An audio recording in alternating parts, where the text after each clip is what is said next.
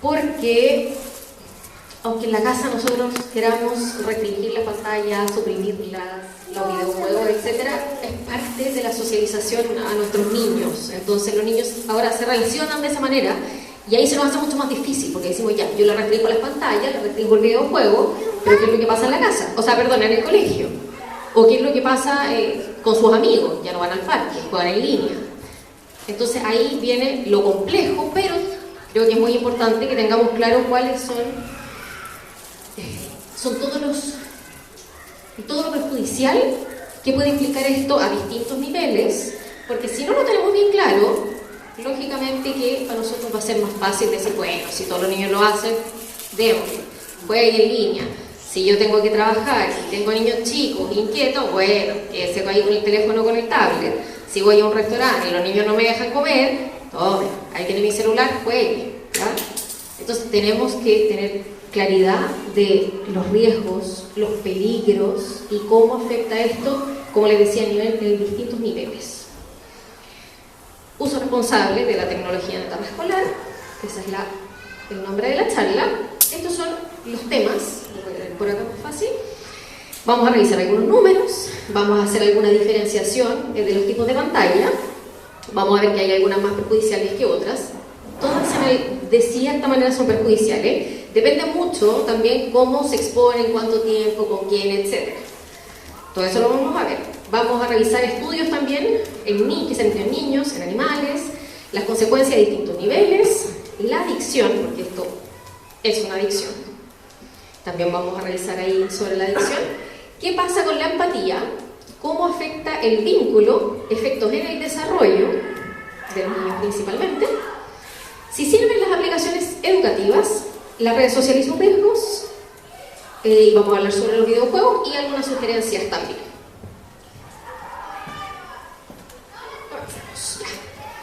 Algunos números. El 45% de los niños es obeso en Chile.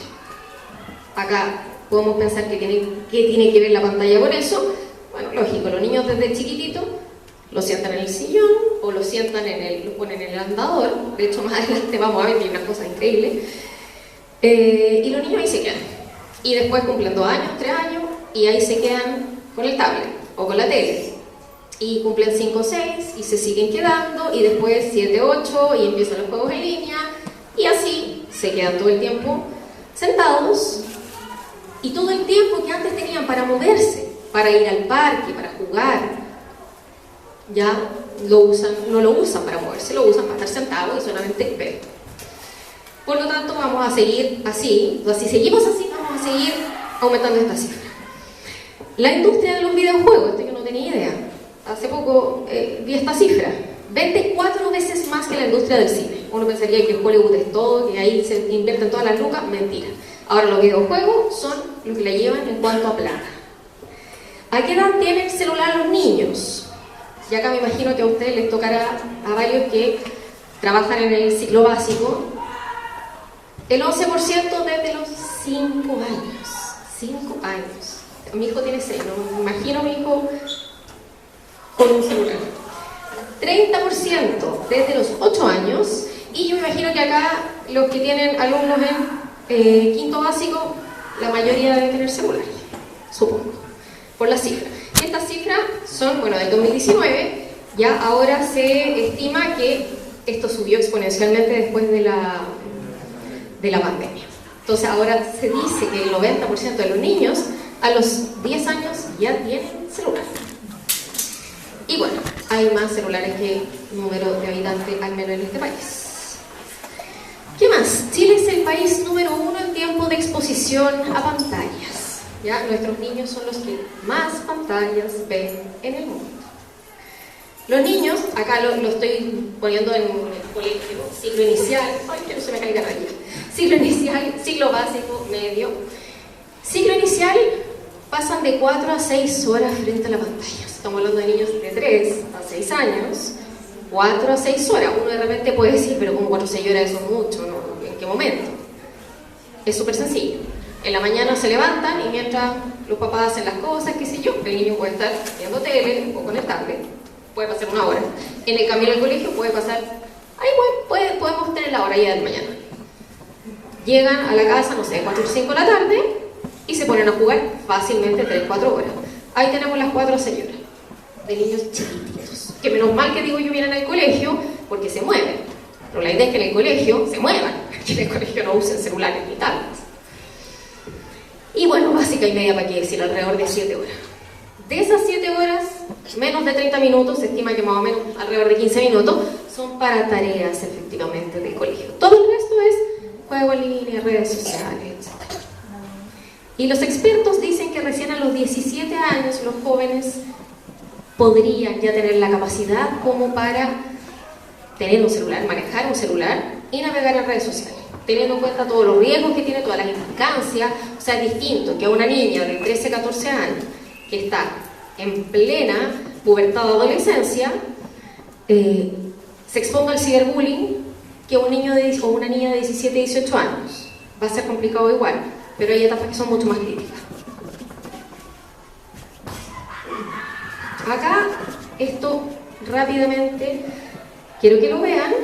Este es cómo se da el desarrollo cerebral del ser humano. Y acá podemos ver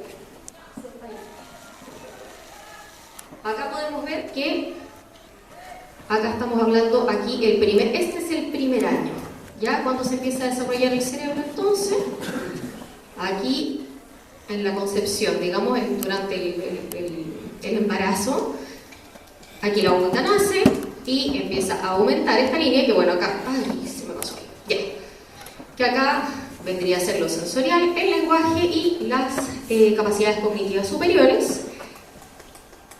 Y acá, como les digo, acá terminamos el primer año y hasta los 15, digamos, se desarrolla.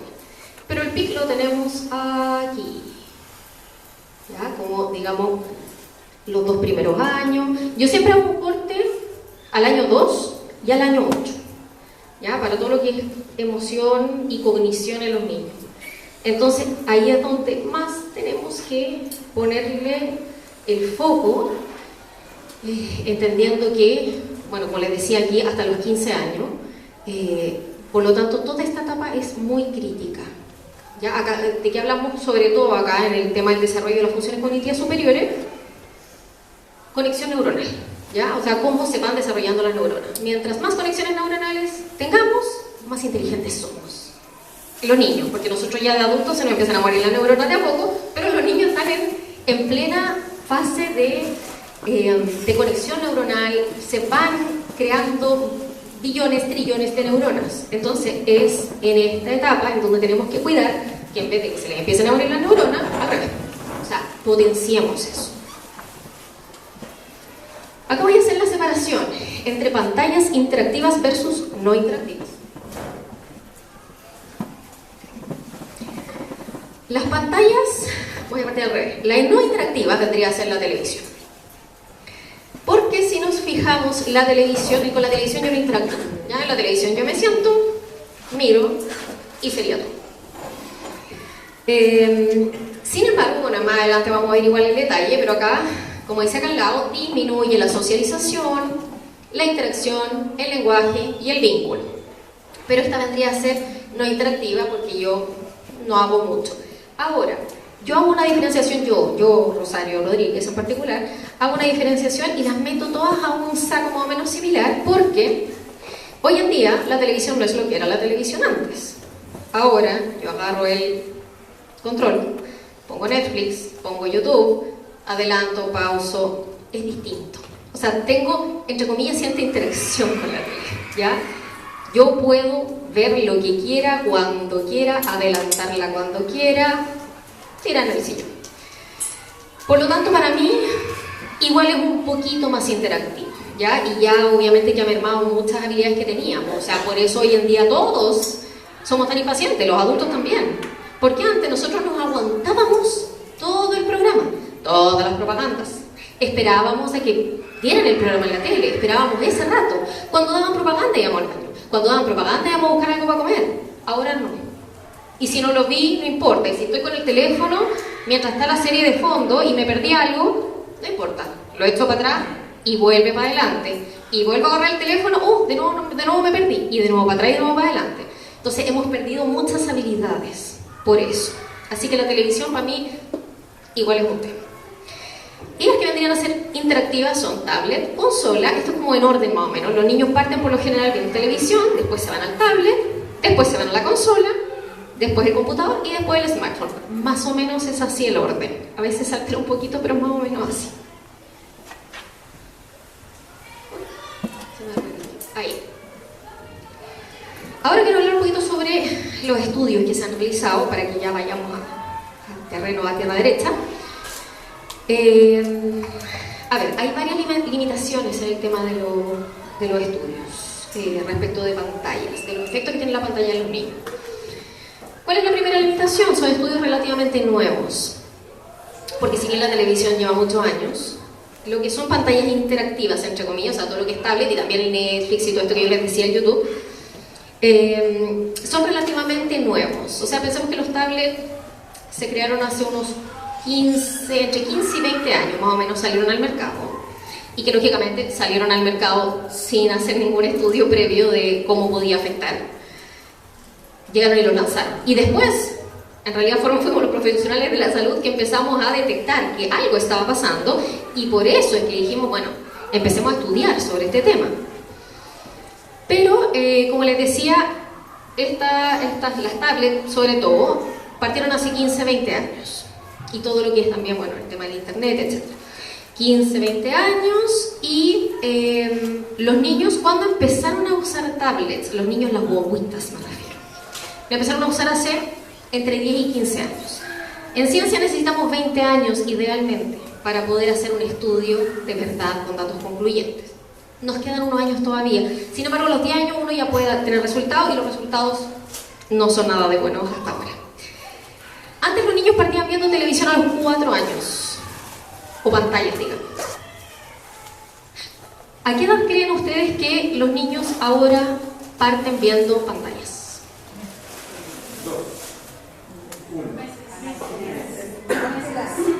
Antes era a los 4 años, ahora a los 4 meses. Ese es el promedio. Horrible. O sea, no saben ni caminar, ni siquiera se sientan, pero ven la pantalla. Horrible. Lo otro, bueno, lo que les decía, poca data por lo mismo, ¿ya? Necesitamos un poquito más de tiempo, pero yo creo que ya, o sea, es suficiente. Obviamente nos van a dar más resultados un par de años más, pero yo creo que ya es suficiente con lo que tenemos de información. Y lo otro es la dificultad ética que esto supone. Porque yo no puedo tener a niños en ambientes controlados, no puedo tener un grupo control, un niño, una guagua que no le pongo pantalla, y a otro grupo ponerle pantalla todos los días por 6 horas, etc. No lo puedo hacer. Entonces también ahí nos quedamos un poco cojos. ¿Qué es lo que hacen estudios con ratas? Los estudios en ambiente controlado, que aquí lo vamos a ver, los estudios en ambiente controlado son con ratas. Y en ambiente no controlado, así como en el día a día, los hacemos con niños. ¿Y qué se hace? Se comparan ambas cosas. Por lo general ambas cosas son coherentes, ya tienen los mismos resultados. ¿Qué se hace con las ratas? A ver, algunos estudios. Se han hecho varios, afectan al ojo, por ejemplo, la visión, etc. Pero acá, como estamos hablando más en términos cognitivos y emocionales, a las ratas se les expone por 40 días, durante 6 horas al día, a luces, sonidos, luces y sonidos, como que fuera una pantalla, como que estuvieran expuestos a una pantalla. ¿Ya? Están durante 6 horas al día, por 40 días, expuestos a luces, sonidos.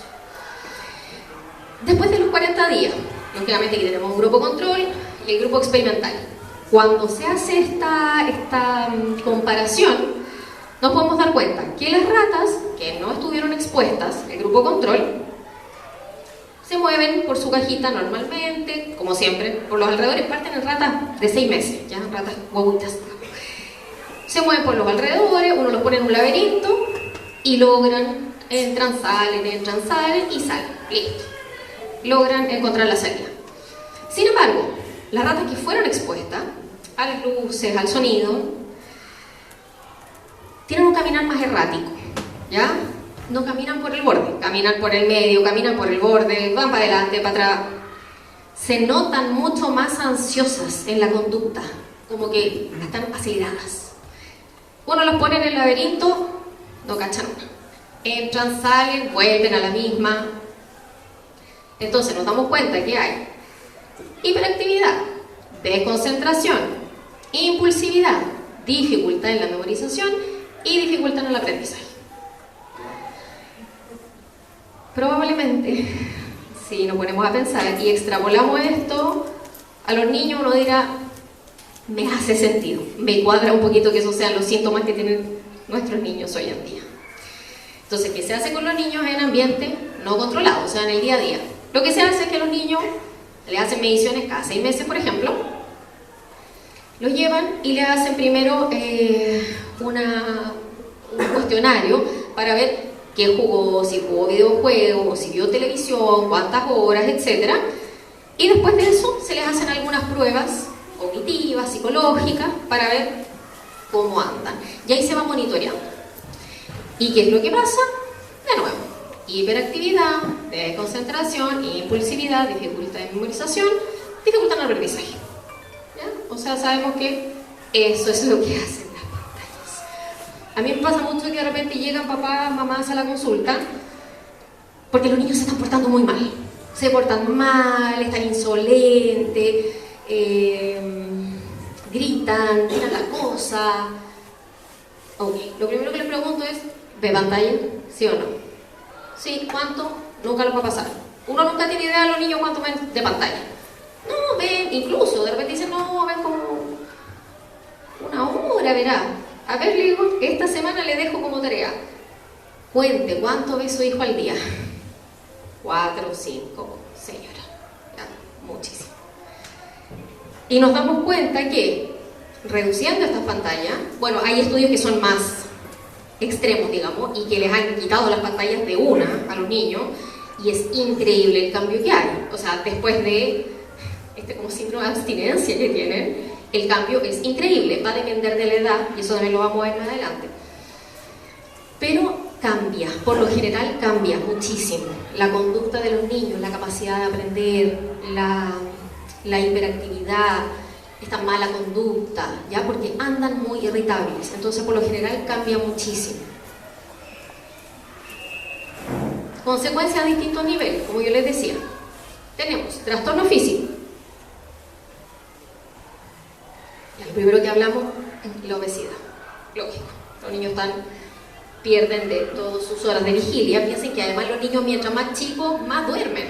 Entonces, si tenemos unos niños de ciclo inicial que duermen 14 horas al día, el ratito que les queda despierto, si más encima ven 4 horas de pantalla, o sea, de verdad no les quedan nada de horas para moverse. Entonces tenemos obesidad, trastornos del sueño, tenemos muchos trastornos del sueño. Y acá lo mismo, la pantalla de espectro blanco solar que tienen todas las pantallas interfieren con la secreción de melatonina. Eso hace que a uno le cueste más dormir. Incluso a los adultos, nosotros no debiéramos ver pantallas, más pantallas cuando se va la luz. Uno puede decir, pero si yo así me quedo dormido. Ya hay pacientes que me dicen de repente, adultos, que me dicen, bueno, yo me desvelo en la noche y cuando me desvelo me pongo a leer o me pongo a ver una película y me quedo dormido. Sí, debe quedar dormido. El problema es la calidad de sueño que vas a tener, porque el cerebro está sobreexcitado. Entonces, no es lo mismo. Y para los niños, peor todavía. ¿Ya? Yo también le digo a los niños que cuando se vaya el sol se acaba la pantalla. ¿Ya? Así debiera ser. Y lo pongo en signo de interrogación. Problemas de fertilidad, se están estudiando problemas de fertilidad. ¿Por qué? 4 meses. Guaguitas. Hay que se quede quieto y no llore. Le pasó el tablet. ¿Qué hace la guagua? Y el niño después se pone el tablet en las piernas y se pone a mirar así. Esto irradia ondas que van a afectar las células, ¿ya? Pero eso es solo cuando está buscando señal, no cuando está conectado a una red de Wi-Fi o cuando ya está en control de la señal. En el momento en que el celular... Bueno, tú eres experto en esto. En el momento en que el celular empieza a emitir, nosotros lo podemos acercar a un parlante y vemos que el celular está buscando señal. Ese es el momento en donde el celular está emitiendo radiación. Por ende, no debe nunca meterse en un banano, en el bolsillo, tampoco se debe contestar el celular así. Hay que usarlo con manos libres. Porque la radiación es gigante cuando está buscando señal. Ya, entonces, con mayor razón, porque a un niño no le vaya a explicar eso. Le vaya a decir, no voy a usar la pantalla. pantalla. Va a usar esto, busca señal, no tengo idea. ¿Qué es lo que deberíamos hacer con esto? Que el niño mejor no lo use. O sea, es como decirle, use un microondas y total, mientras usted apriete esto y apriete esto y apriete esto, no le va a pasar nada. Yo al niño mejor no lo dejo que use el microondas, porque seguro que se va a mandar un cóndor. Entonces, ¿qué es lo que hacen los niños? Como les decía, los ponen acá, irradian estas ondas. Nos falta, obviamente, ahí nos faltan más años todavía de estudio, porque necesitamos ver esto en adultos. ¿Cómo puede afectar esas ondas a todo el aparato reproductor? Entonces, incluso podemos tener daños ahí que todavía no sabemos si va a ser o no. Ya están esos estudios y sí, ahí afecta en un 40% el hecho de que el celular esté cerca del cuerpo y genera un 20% de infertilidad en varones. ¿Pero los niños? Para niños no, porque como tú dices no se pueden hacer estudios, pero para adultos ya está hecho el estudio completo de eso. Claro, es que por eso necesitamos en los niños saber. Y si afecta, obviamente, o sea, ya sabemos que generan tumores, etcétera. Imagínense los niños que tienen están en pleno apogeo del desarrollo celular y neuronal. Entonces, lo más probable es que va a pasar algo. Eso en términos físicos. Ahora, respecto de trastornos de aprendizaje, este dato lo puse acá, pero dije, se me va a olvidar si no lo anoto aquí. Acá, como yo les decía, la televisión, por lo general uno dice, no pasa nada, la televisión es algo inocuo.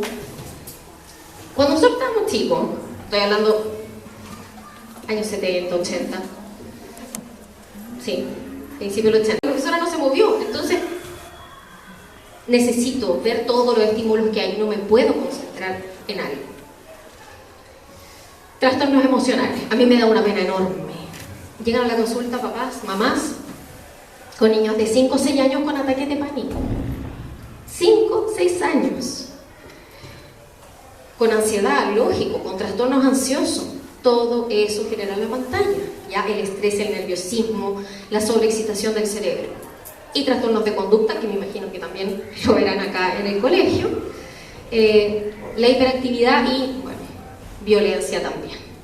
¿Ya? Entonces ahí tenemos varias consecuencias a distintos niveles. ¿Qué pasa con la empatía? Ahí la pongo porque acá yo sé que es un pilar fundamental de este colegio en particular. Afecta a la ínsula. La ínsula es una parte de nuestro cerebro que es como la parte buena gente del cerebro, ¿ya? Cuando nosotros desarrollamos la ínsula y las neuronas ahí se conectan, hacen sinapsis, la ínsula se prende, empieza a funcionar, entonces nosotros empezamos a empatizar con el otro, nos ponemos en el lugar del otro, somos más compasivos, etc. ¿Cuál es el problema? Que estas pantallas, ya acá estamos hablando más que nada de videojuegos, redes sociales, etcétera, impactan en la zona de la ínsula, porque ¿qué pasa? Que esa zona no se irradia, ¿ya? Como no hay interacción social de uno a uno, esa zona no se irradia. ¿Qué pasa? Que las neuronas empiezan a morir, y esa zona empieza a morirse. Entonces, vamos a tener un problema de empatía importante. Y con la impulsividad que yo les decía, también. Tenemos contenido violento en etapa escolar, que aumenta los problemas de conducta y atención en un 110%. O sea, nosotros exponemos a los niños a contenido violento en televisión o en videojuegos. Vemos acá, ¿hay algo con la impulsividad cuando es material educacional? No la afecta. Cuando es material de entretenimiento, en un 60%. Cuando es material violento, en un 110% afecta la conducta y la atención. ¿Qué es lo que pasa? Los niños ven violencia en la televisión, en los videojuegos. ¿El cerebro qué hace? Responde y dice, algo va a pasar, ¿ya? O sea, como dice acá, estimula el instinto de lucha, ¿ya? Dice, algo pasa, me pongo tenso. Esto obviamente para el niño no consciente, ¿ya? Todo esto pasa a nivel cerebral. El cerebro dice, algo va a pasar, instinto de lucha, tengo que pelear, estoy enojado, qué sé yo, pero es absurdo que yo me pelee con algo que estoy viendo en la televisión. Por lo tanto, el niño, ¿qué hace? Reprime eso. La televisión se apaga, ¿y qué hace el niño con toda esa energía y con toda esa rabia? Tiene que sacarla de alguna manera. Y por eso que vemos a los niños tan violentos después de ver esto. No es solamente modelaje, no es que él vio que se peleaban de esa forma, entonces por eso está actuando así, porque hay muchos que me dicen, no, pero si mi hijo no sé, me habla de cierta forma y eso no aparece en la tele, o no aparece en los videojuegos, o tira las cosas y eso no aparece en los videojuegos. Quedan con todo eso, con ese instinto activado. ¿Qué pasa a nivel cerebral?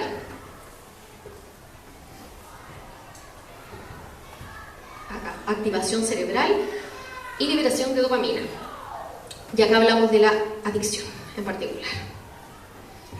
Tenemos, y por esto quería la pizarra, a ver si puedo ordenar un poco. Por un lado tenemos activación cerebral. Y esto vendría a ser, como les decía, conexión de neuronas. ¿Ya? Mayor conexión neuronal, más nuestro cerebro se ilumina, etc. Y el niño vendría a volverse más inteligente. Y por otro lado, todos los estímulos, ¿en qué otra cosa impactan? En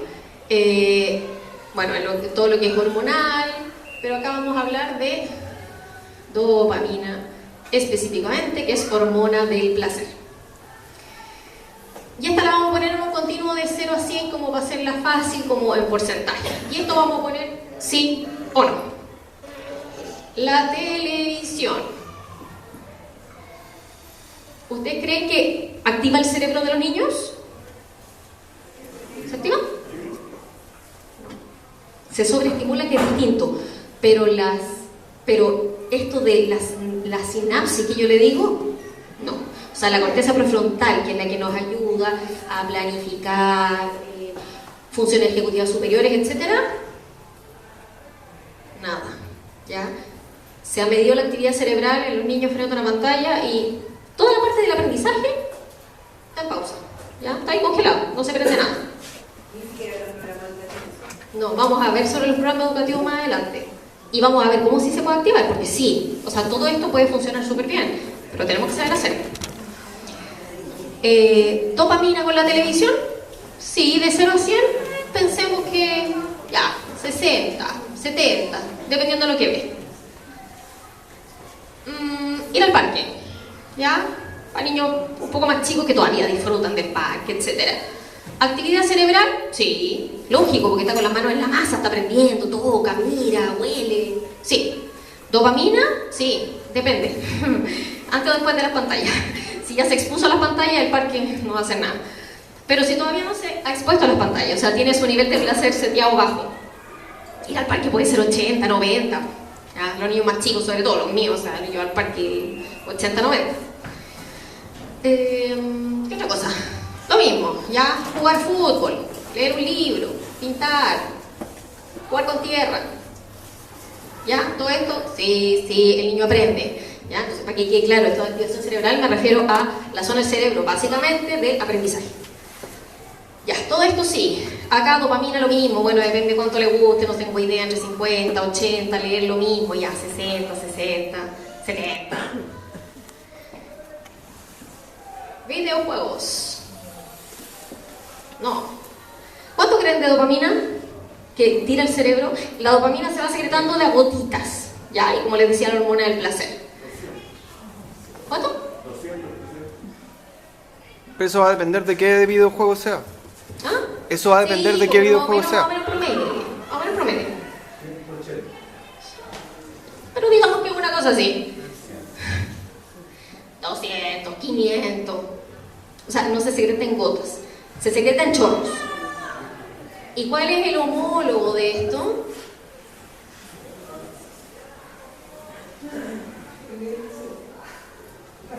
Un shot de heroína. Al cerebro le pasa lo mismo que si le damos un shot de heroína. Eso es lo que pasa con los videojuegos y con las redes sociales. Lógicamente va a depender un poco del contenido, con los videojuegos prácticamente todo. Y claro, va a depender de las redes sociales, pero no es que haya una red social de 80, ¿ya? Sino que todas va a ser exponencial. Entonces, demasiado.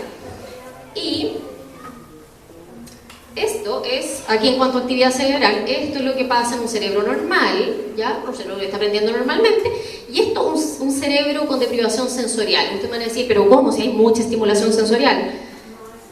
No a ese nivel, no es eso, ¿ya? O sea, es súper distinto verlo que tocarlo, leerlo, es muy distinto. Entonces el cerebro acá está apagado, está súper apagado.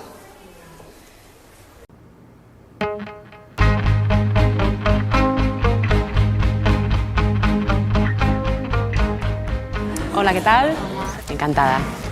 ¿Qué tal estáis? Muy bien. Y estoy aquí pues para explicaros los resultados. Yo me espero cualquier cosa. En los resultados de las pruebas se ve algún tipo de comportamiento fuera de lo habitual en chavales de su edad. Perdón.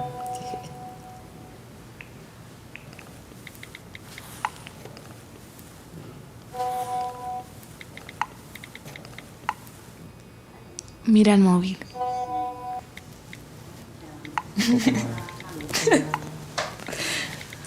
Diles, perdona, ¿qué estáis diciendo? Sí, ¿me puedes repetir, por favor? Sí, que ya mejor, que ha estado 2 años fuera de casa y ya mejor. Perdón, es importante. Cógela, cógela. Cógela. Sí. Papá Vale. está flipando. Diles un segundito, por favor. Un segundito, por favor.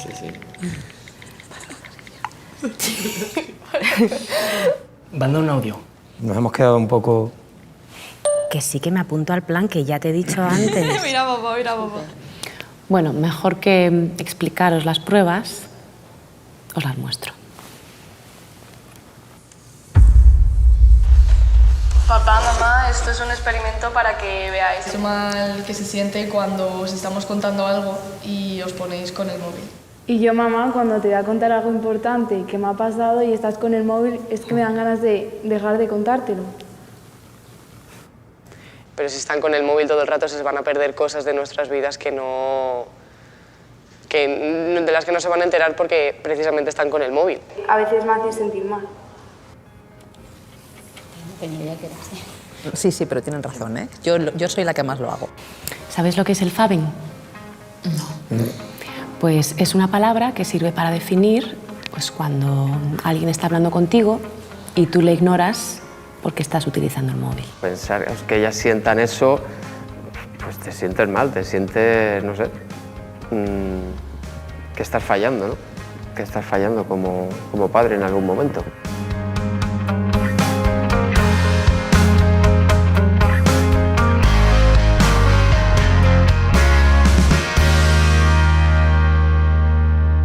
¿Quién se vio identificado?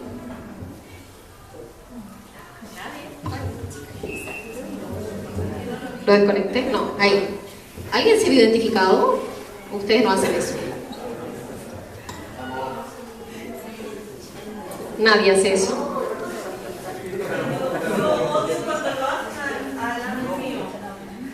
Sí. No, es terrible.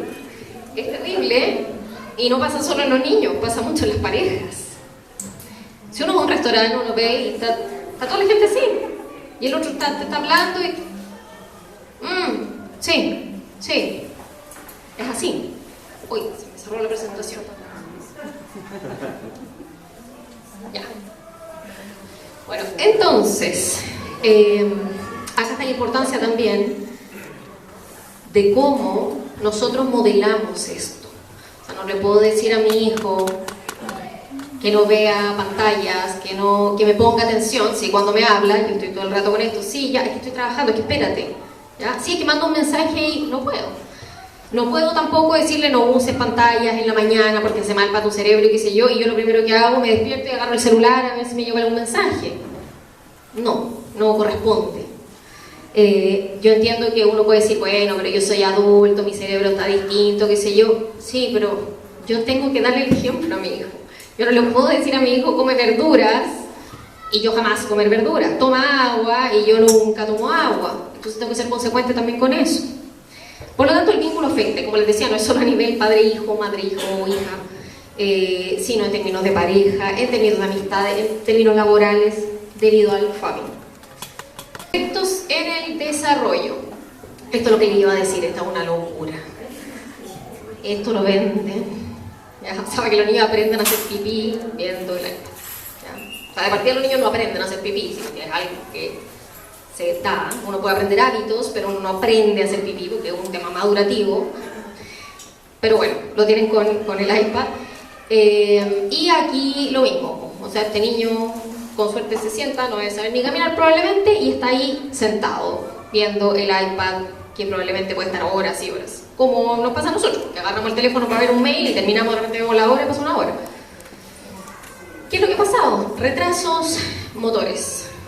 mucho retraso motor. ¿Por qué? Porque los niños de chicos no solo que le ponen el teléfono o el iPad o la tele a ellos, sino que además los papás estamos tan adictos a las pantallas que nos ponemos a ver películas, sobre películas no sería nada, pero nos metemos en redes sociales, etcétera, y nos quedamos pegados ahí, en lugar de estimular a nuestros hijos para que esté de guatita, se mueva, trate de gatear, trate de pararse, etcétera. Por lo tanto, hoy en día hay muchísimos niños con retraso motor debido a eso, ¿ya? No es que tengan un problema fisiológico, sino que es debido a la falta de estimulación. Y lo otro son retrasos en el habla. Muchísimo retraso en el habla por lo mismo.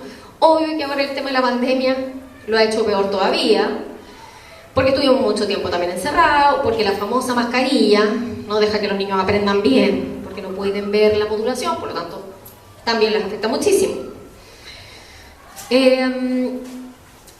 Se han hecho estudios. Papás con niños chiquititos, alrededor de los 2 años, o menores de 2 años, que están aprendiendo a hablar. Cuando tienen la televisión, ojo, puesta de fondo, ni siquiera que están viendo televisión, está la televisión puesta de fondo, los papás hablan 200 palabras. Cuando la tele no está de fondo, 1000 palabras. O sea, la tele incluso de fondo hace que estimulemos menos a los niños. ¿Qué otra cosa? Hay un experimento, y acá en términos de desarrollo también cognitivo, de habla, digamos fonológico y cognitivo. Hay un experimento que se ha hecho también, el experimento de los bloques. ¿Qué hacen? Se llevan a los papás, a los niños, a un lugar. Por 4 meses, todos los días, se les pasan bloques, ¿ya? A los niños, entre 18 y 24 meses. Y juegan con los papás, a los bloques. Hablan y juegan a los bloques. Mira, armemos esto, armémoslo acá, ¿te parece que hagamos una casa? Etcétera, etcétera. Acá se me fue a poner una parte, pero bueno. ¿Cuál es el aprendizaje para los niños? Los niños que recibieron bloques tempranamente, o sea, entre los 18 y los 24 meses, estuvieron con esto durante 4 meses seguidos, hay un 56% más de aprendizaje, versus los tardíos un 42%. Entonces ya el solo hecho de que los niños estén con sus papás jugando en el suelo a los bloques y hablando, va a generar un mayor aprendizaje y un mayor desarrollo en el habla. Cosa que las pantallas, lógicamente, no nos permiten. Acá respecto de las aplicaciones educativas y de los programas educativos también. De nuevo vemos acá más grande el cerebro en condiciones normales de aprendizaje y con una deprivación sensorial. ¿Qué es lo que pasa respecto de las aplicaciones educativas? Acá lo más complicado con los niños más chicos, ¿ya? Con los más chicos va a ser más difícil, y por otro lado tenemos que los niños más chicos además aprenden más rápido, por lo tanto ojalá que los niños chicos no usen prácticamente nada de aplicaciones educativas. Hay lo que se llama déficit de transferencia. Les explico de qué se trata esto. A un niño, hagamos cuenta que lo ponemos en esta habitación y yo le pongo acá una pantalla de video con una cámara que está mostrando lo que me están haciendo en la sala del lado, ¿ya? Entonces el niño está viendo todo lo que hacen en la sala del lado. Va la mamá del niño a la sala del lado, el niño lo está mirando, le muestra el peluche, un peluche con la cámara, el niño lo mira, hagamos cuenta que está la mesa ahí, con un mantel, digamos para que sea un poquito más complejo, le muestra el osito de peluche, el niño todo lo mira, lo esconde debajo de la mesa y listo. El niño vio todo lo que hizo. Ahora le dicen al niño, vaya, el niño entre 2 y 4 años, vaya a buscar el peluche que escondió la mamá. No lo logra, se demora mucho en encontrarlo. Eso se llama déficit de transferencia. Para los niños no es lo mismo lo bidimensional que lo tridimensional. Les cuesta hacer esa transferencia del mundo real, o sea, de la pantalla al mundo real. Por lo tanto, las aplicaciones educativas, claro, usted me puede decir, pero si son muy buenas, mi hijo aprendió, pero ¿cuánto se demoró? ¿Y cuánto de ese aprendizaje va a quedar? Porque los niños no pueden, ya no tienen todavía esa capacidad. Y lo otro que yo les decía acá, baja actividad cerebral. ¿Qué otra cosa se midió con niñitos un poquito más grandes? 4 a 6 años. Ya acá yo me acuerdo de las clases online que tuvimos que hacer lamentablemente por pandemia. Estaba la profesora, por decirlo, detrás de la pantalla, ya el niño estaba mirando que la profesora estaba y le mostraba un monito y ella tenía un monito igual, entonces tenía que, no sé, abrirle los brazos, subirle los brazos, etc. Para que el niño tratara de imitar lo mismo que hacía. Se midió la actividad cerebral de esos niños. Nada. ¿Ya? No se prende el área de aprendizaje. Entonces, nos damos cuenta, para alguien que no me acuerdo quién era, que preguntaba si funcionaban, bueno, hablaba de los programas educativos, pero acá hablando de todo esto educativo, programas educativos, aplicaciones educativas, funcionan poco lento. No hay nada como enseñar el triángulo recortando el triángulo, tocando el triángulo, a que te lo muestren en la pantalla. No es lo mismo. ¿Qué es lo que se necesita? Por eso dice aquí, necesitamos urgente la interacción de un adulto, porque la cosa cambia mucho. No cambia nunca como agarrar el triángulo, recortarlo, no va a cambiar nunca a ese nivel, pero sí se va a acercar más a ese nivel si es que hay un adulto interactuando. O sea, es súper distinto que la clase online la haga el niño ahí solo, a que esté yo al lado y le diga, mira, hay que hacer no sé qué, mira, hagamos no sé cuánto, o qué crees, el pensamiento crítico. ¿Ya? Entonces, eso es lo que pasa con las aplicaciones interactivas, o educativas, perdón, no interactivas, educativas. ¿Para los más grandes? Para los más grandes es lo mismo, no, por eso les decía, no es tanto como los niños, porque tal vez, si el niño más grande ve eso, va a ir y va a saber dónde está. Pero sí se pone en pausa el cerebro, por lo tanto, igual el aprendizaje va a ser más lento. ¿Qué es lo ideal entonces? Además, como yo les decía, esto de que esté el papá al lado y que le vaya explicando, sería ideal, claro, que nosotros pudiéramos ver con los niños, incluso una película, pero que vayamos hablando y sobre todo desarrollando el pensamiento crítico en ellos. Entonces, que le vayamos preguntando, oye, ¿y qué pasa? ¿Y qué sentirá él? ¿O qué le pasará a él? ¿Y qué habrías hecho tú? ¿Y qué personaje te gustó más? ¿Y cuál no? Etcétera. ¿Ya? Eso sí nos va a ayudar.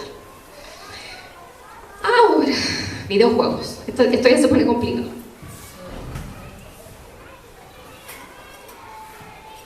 Desde el 2018 es considerado enfermedad por la Organización Mundial de la Salud y desde el 2020 trastorno por adicción. Los videojuegos ya pasaron a ser trastorno por adicción. Ya no es nada, no es que mi hijo está muy pegado, los niños están adictos a los videojuegos. En Europa ya hay instituciones que tratan la adicción a videojuegos. No en general a las drogas y además, no, son solo para videojuegos. En Estados Unidos, Nueva York, hay más de 50 deben haber ya, centros para tratar la adicción a los videojuegos. La internación en algunos centros de Nueva York, por los números que manejo, son 7 semanas, vale $70.000, 60 y tantos millones de pesos, internar a nuestro hijo ahí. Y esto sí es de 0 a 100. O sea, van los niños, jóvenes, adolescentes, adultos también, y se te acabó la pantalla. O sea, los primeros días son espantosos. Y tienes que hacer un reseteo cerebral completo. Entonces después lo llevan al campo, lo llevan a escuchar el viento, a escuchar el río, porque tienes que hacer un reseteo completo. Entonces ya hay muchos centros para tratar esta adicción. Y datos curiosos, que no sé si sabían, hay pañales para gamers, ¿sabían? 8 horas, igual que los de las bobas. Los venden en Estados Unidos, en algunos supermercados, etc. Los niños miren que los niños salen de taller, tengo la alarma puesta. Claro, porque los niños si se paran, están en línea jugando y si se paran perdieron, pues entonces se ponen pañales. Ya saben, la industria, ya vimos, de videojuegos es una locura. ¿Siempre que ya como declarada adicción no hay regulación en algún lugar? No. Mira, las regulaciones que hay, lamentablemente no son de videojuegos, las regulaciones que hay, que yo conozco, de celulares al menos, hay en Francia y son para el colegio, ya que los niños no pueden utilizar aparatos electrónicos hasta los 14 años, creo que. Y en Estados Unidos creo que, pero no es una política, sino que hay muchos colegios que tienen también esta política dentro del colegio, digamos, de que no se usa no se pueden sacar los teléfonos. Pero eso es lo máximo que yo conozco, al menos, de lo que he investigado. No hay más, lamentablemente. Sí, y debiera haber. Sí. Hoy en día todas las consolas tienen control parental y en realidad Sí, ahí voy. En realidad ¿cómo se llama esto? La responsabilidad es del papá que le pone al niño la pantalla enfrente. Yo tengo 2 hijos, uno de 8 y uno de 4 años. Y yo les tengo el control parental y ellos solamente pueden jugar 45 minutos al día, nada más. Y también lo mismo con la tele, pueden ver una cierta cantidad de tele y tienen que ir a saltar a la cama elástica o salir a la plaza o hacer otra cosa. Es que eso es lo ideal, pero más adelante vamos a ver eso también. Sí, pero es que lo que yo te digo, la responsabilidad no es de en sí del videojuego, claro, no hay una regulación amplia y grande, pero la responsabilidad neta es de los papás. Lógico. Los papás son los que tienen que poner... Es que la responsabilidad tampoco es de la droga, ¿cachai? La responsabilidad no es del alcohol en sí. Entonces, claro, cuando los niños son chicos, la responsabilidad es de nosotros, sí. Y vamos a ver más adelante, el tema de los controles parentales es algo mínimo que debiéramos tener. Lo último que quiero aportarte, hay un sistema de clasificación para los juegos que se llama ESRB y ningún papá la lee. Hay juegos, todos los juegos tienen esta clasificación, para adultos, para maduros, para de 12 hacia abajo, de 4 hacia abajo. Hay clasificaciones, en el 92 se generó esta regulación debido a un juego que dejó la embarrada, pero hay un sistema de clasificación y es responsabilidad de los papás entenderla, saber que existe y comprar los juegos que realmente le funcionen en esa clasificación. Sí, yo ahora, bueno, también lo voy a ver más adelante, que yo les sugiero que revisen siempre los juegos. O sea, puede haber un juego que el otro día que era, no me acuerdo, parece que era Roblox, creo. Mi hijo, 6 años. Llegaron, los compañeros fueron a hacer un wintercamp a la casa, vacaciones de invierno. No, es que no sé quién juega Roblox, bajemos, lo que sé yo. A ver, espérense, le dije yo. Vamos a hacer algo. Agarré el iPad, bajé Roblox con los niños. Vamos a investigar de qué se trata esto. Empezamos a revisar. Es un mundo, es como un YouTube de juegos. Les dije, a ver, esto es adecuado, no, esto es adecuado, esto es violento, esto no sé qué, listo. Lo siento, niños, aquí no se juega Roblox. Listo. Y lo desinstalamos. Obviamente, pero ¿cómo? Y mi hijo, pero mamá, pero mi amigo. Lo siento, mi amor. En esta casa yo los tengo que cuidar. Si están acá, los tengo que cuidar. Entonces, eso les sugiero hacer. O sea, investiguen. Ustedes mismos. Pero yo, después me diga eso. Redes sociales y riesgos. Bueno, y acá tenemos un montón. Acá de nuevo funciona con estos shots de heroína. El cerebro de nuevo se pone en pausa. De nuevo los niños se empiezan a hiperactivar, a poner ansiosos, a angustiarse. En la vida real nosotros tenemos estas gotitas de dopamina en la interacción social normal. O sea, puedo terminar la charla y él puede decir, oh, qué buena tu charla, bien, ya, y un poquito de dopamina, yo me siento bien. No sé, puedo ir a buscar a mi hijo y puede que la profe me diga, oh, hoy día tu hijo igual hizo algo súper bueno, listo, un shot de dopamina, qué sé yo, o sea, unas gotitas de dopamina, bien.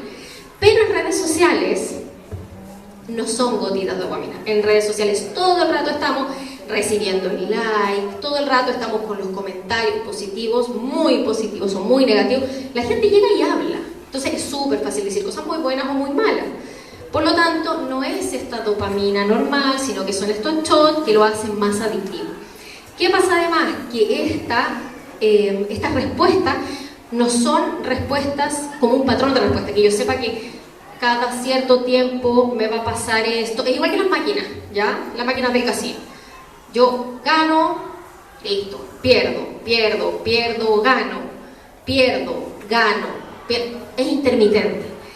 Esas respuestas intermitentes son lo peor, pero el caldo cultivo para generar una conducta compulsiva. Por lo tanto, las redes sociales, eso es lo que hacen. Yo subo la adolescente, me saco la selfie, la subo, muchos likes. Me saco la selfie el otro día, 3 likes. Me vuelvo a sacar la selfie, 5 likes. Me saco un poco de ropa para sacarme la selfie, 100 likes. Me saco la selfie de nuevo, 60 likes. Entonces me saco un poco de ropa de nuevo y me maquillo bien. 150 likes. Y ahí está la conducta adictiva compulsiva. Sobreexposición. Muchísimos peligros, lógicamente. Yo no sé quién le va a decir qué, con qué va a decir mi hijo, mi hija, qué va a contar, qué va a mostrar, no tengo idea. Pornografía. Aquí hay un problema grande. Los niños que llegan al colegio con el celular, con internet, lo usan en el recreo. Pensemos en niños de séptimo básico. Llega con el celular, pensemos que es de los primeros que anda con el celular, llegan los amigos en el recreo, veamos, metamos en una página porno, listo. Pasa un niño de tercero básico y lo ve. ¿Ya? Entonces, todos pueden acceder a cualquier cosa. Por eso, debiera ser un lugar protegido que los niños no debieran ver esto. Cyberbullying, ¿para qué decir? Ya ha cobrado muchas vidas, lamentablemente, una pena. Por lo que les decía, o sea, detrás de la pantalla es súper fácil llegar y decir cualquier cosa, da lo mismo. Sexting, bueno, que para los que no saben son estas fotos o videos que se sacan o con poca ropa, o teniendo relaciones sexuales, o desnudos, etc. Que después se venden muchas veces. Y los retos en TikTok, lamentablemente, que el último que hubo creo que era el de aguantar la respiración. Muchos niños murieron, porque aguantaban la respiración, bajaba la oxigenación del cerebro, se desmayaban y muchos de ellos murieron. Entonces tenemos que estar atentos a todo eso. Y todo eso tiene este aparato. Cuando hice la charla a los papás, les preguntaba, les dije, ¿ustedes dejarían solos sus hijos en una discoteca? Solos, no que va con él solo. Ustedes tomarían a su hijo, lo acompañarían a la puerta de la discoteca y le dirían, listo, son las 12 de la noche, tengo que buscar a las 5 de la mañana. Probablemente no. ¿Por qué? Les preguntaba, ¿pero por qué? Entonces, ¿por qué no lo hacen? No, porque adentro, quizás con qué se van a encontrar, qué le van a enseñar, le pueden dar droga, le pueden mostrar cosas que no quieren, no sé qué puede pasar. ¿Y por qué nos dejamos con esto todos los días? En la mañana, en la noche, en la tarde. Esto es mucho más peligroso. Entonces tenemos que entender que esto es peor que dejarlo, incluso es peor que dejarlo en una discoteca 5 horas. Porque yo acá no sé ni dónde está. No sé con quién está, dónde está, cuánta gente hay, no sé nada. Nada. Sugerencias y recursos. Ojalá retrasar el uso de la pantalla, eso sería lo ideal. Sería ideal que los niños hasta los 4 años no usaran pantallas. El ciclo inicial debe usar máximo 1 hora al día. Estoy pensando en que quiera ver algo bonito en la tele, algo así, ¿ya? O lo que les decía, bueno, si queremos de repente con una aplicación educativa, yo las he usado con mi hijo, pero también con ellos al lado. Es como listo, te enseñan a hacer hazla en el papel, ¿ya? O sea, copia en el papel, yo te voy enseñando. Que es distinto, no esperemos que los niños aprendan motricidad fina con esto acá, con el touch. No va a pasar. Básica y media también debiera ser siempre con un adulto supervisando. Es lo de la discoteca, yo no lo puedo dejar sola dentro de la discoteca, yo tengo que al menos entrar con él. Establecer zonas sin pantalla. La Asociación Americana de Pediatría también sugiere esto. Establecer zonas sin pantalla en la casa. Por ejemplo, no sé, el comedor, no debieran haber pantalla en el comedor, porque ahí comemos. En las piezas no debieran haber pantalla. Al estudiar no debieran haber pantalla. De noche, como les decía, normas de uso. Ver que el contenido sea de calidad, acompañar, pero que el contenido también sea de calidad. Limitarlo en el tiempo. Y solo con un adulto interactuando. Retrasar la entrega de celular. Sería lo ideal. Pregúntense, ¿para qué necesita tu hijo un celular? ¿Para qué necesita nuestro hijo un celular? Nuestro hijo que está en el colegio. Necesidad. Porque se va solo y por si pasa algo para que me llame. Ok, pasamos un celular antiguo entonces. Porque tiene que tener internet el celular. Si le pasa algo me llama por teléfono. Pero no, es que él quiere el celular. Entonces además eso, los niños no están aprendiendo a frustrarse. Porque quieren tanto el celular, quieren tanto jugar, quieren jugar un rato más sí o sí. Bueno, ya. ¿Cómo van a aprender a frustrarse? Sí, bueno, ya, ahí está el celular. plan para reducción de pantallas, Family Link, que no sé si lo ubican, que es muy bueno también para controlar los accesos de los niños en caso de que tengan un celular con internet, y controles parentales para todos los juegos, para ver qué está jugando, para controlar el tiempo de juego y sobre todo informarse sobre las aplicaciones, las redes sociales, los videojuegos, cuáles son, de qué se tratan, los retos virales. Eso. Y eso sería todo. Ahora pasemos a todas las consultas que puedan tener, a ver si las puedo responder.